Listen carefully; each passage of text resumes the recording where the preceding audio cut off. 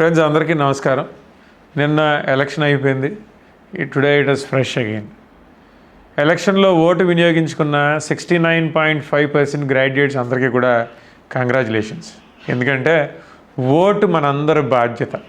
మీ బాధ్యత మీరు చాలా సక్సెస్ఫుల్గా నిర్వర్తించారు.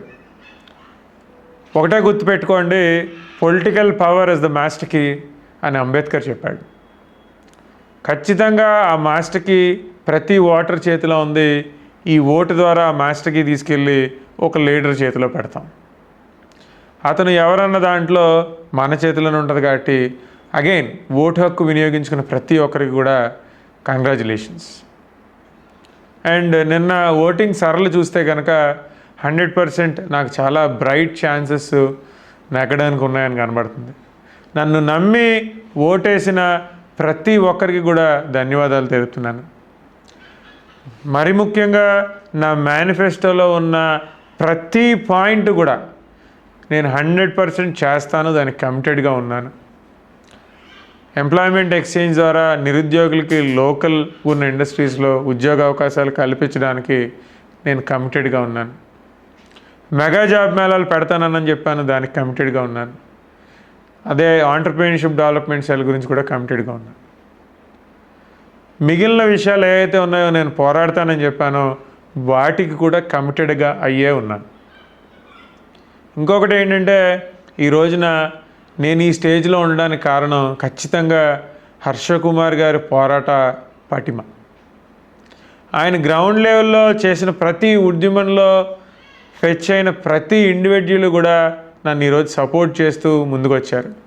కేవలం హర్ష్ కుమార్ గారు అబ్బాయిని కాబట్టే నా మేనిఫెస్టో ఇతను పిచ్చి మాటలు మాట్లాడే మనిషి కాదు. ఎందుకంటే వాళ్ళ నాన్నగారిని చూసాం, ఆయన పోరాట పటిమ ఎంతో కొంత ఈ అబ్బాయిలో ఉంటుందని నన్ను చూడడం జరిగింది. చూసిన తర్వాత ఖచ్చితంగా ఈ అబ్బాయి దగ్గర ఆ విషయం ఉందని నమ్మడం జరిగింది. సో హర్ష్ కుమార్ గారి అభిమానులందరికీ కూడా నాతో నడిచినందుకు మీ అందరికీ కృతజ్ఞతలు తెలుపుతున్నాను. తర్వాత జాతి మొత్తం నాతో పాటు నా వెనకాల నిలబడింది.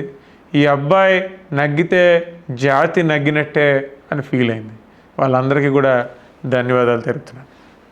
తర్వాత గ్రూప్ 2 విద్యార్థులు మీ ప్రాబ్లమ్స్ గురించి మాట్లాడినందుకు ఖచ్చితంగా గ్రౌండ్ లెవెల్లో మీ ఫ్యామిలీస్ని మీరు టర్న్అవుట్ చేశారు. ఖచ్చితంగా మీకు నేను ఏదైతే వాగ్దానం ఇచ్చానో మీ లీగల్ బ్యాటిల్లో మీతో పాటు చివరి వరకు కూడా మిమ్మల్ని ఖచ్చితంగా నగ్గించే దాంట్లో లీగల్గా మీతో పాటు కలిసి నడుస్తానని చెప్తున్నాను. అలానే వైఎస్ఆర్ కాంగ్రెస్ పార్టీ శ్రేణులు గ్రౌండ్ లెవెల్లో నాకు చాలా సపోర్టివ్గా నించున్నాయి. వాళ్ళందరికీ కూడా ధన్యవాదాలు చెప్తున్నాను. అలానే కూటమిలో ఉన్న వాళ్ళు కూడా, ఎందుకంటే మనం చూసాం కూటమి వాళ్ళు డబ్బులు పంచిపెట్టారు, ఓటర్లను కొనుక్కునే ప్రయత్నం చేశారు, అధికారులను భయపెట్టారు, మా పోలింగ్ ఏజెంట్లను లోపలికి వెళ్ళకుండా చేశారు. చివరి నిమిషంలో బూత్ రిగ్గింగ్ చేయడానికి కూడా అంత దుశ్చర్యకు కూడా వాళ్ళు పాల్పడడానికి ట్రై చేశారు. అందులో అటువంటి దుర్మార్గులే ఉండరు, కూటమిలో కూడా కొంతమంది మంచోళ్ళు ఉంటారు. వాళ్ళు ఒకటే చెప్తున్నారు, మేము ఇప్పటివరకు సపోర్ట్ చేసాం సార్, ఆయన నమ్మాం, కానీ ఆయన జనరల్ ఎలక్షన్స్లో ఇచ్చిన ప్రామిస్లో 90% ఫేక్ హామీలే కాబట్టి ఇంకా ఆయన నమ్మం సార్. పార్టీ వేరు, గ్రాడ్యుయేట్ ఎమ్మెల్సీ అయితే మనిషికి వేసే ఓటు కాబట్టి మీకే ఓటేసామని చెప్పారు. సో కూటమి పార్టీలో ఉండి కూడా నాకు ఓటేసి నన్ను బలపరిచిన చాలామంది మంచి వాళ్ళకి థ్యాంక్ యూ. అలానే పీడిఎఫ్కి సంబంధించి నాకు ఓటేసిన ప్రతి ఒక్కరికి కూడా ధన్యవాదాలు తెలుపుతున్నాను. కొంతమంది ఆయనకు ఒకటేస్తే కొంతమంది నాకు 2 వేశారు, కొంతమంది నాకు ఒకటేస్తే కొంతమంది పీడిఎఫ్ అభ్యర్థికి 2 వేశారు. సో ఎలక్షన్ అయిపోయింది కాబట్టి ఇప్పుడు ఈ అన్ని విషయాలు చెప్పడం జరుగుతుంది. 100% నిత్యం మీతో పాటే ఉంటాను, మీలో ఒకటిలో ఉంటాను. ఎప్పుడు ప్రజా సమస్యలు వచ్చినా వాటి గురించి ఖచ్చితంగా పార్టీకి సంబంధం లేకుండా జెన్యూన్గా నా వాయిస్ చెప్పాను. నా వాయిస్ అంటే నాది ప్రజల గొంతుకు. నేను ఒకసారి టీడీపీకి ఫర్గా మాట్లాడచ్చు, ఒకసారి వైఎస్ఆర్ కాంగ్రెస్కి ఫర్గా మాట్లాడచ్చు. అలా నేను ఏదో పార్టీలో జాయిన్ అయిపోతానని కాదు, నాది ప్రజల గొంతుకు.